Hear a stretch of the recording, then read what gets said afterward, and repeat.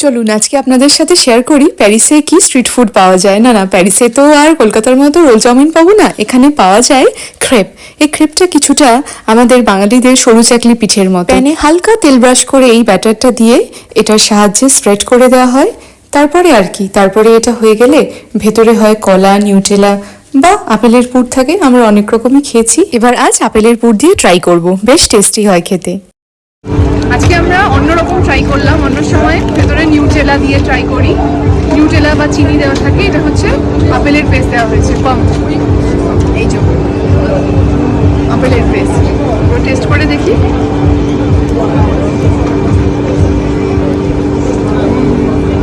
কেমন? দারুণ লাগে, নতুনত্ব। আপেলের পেস্টটা খুব ভালো লাগে, নাইস, দারুণ লাগছে, দারুণ। আপনি 5.5 ইউরো এলে কিন্তু আপনারা অবশ্যই ট্রাই করবেন।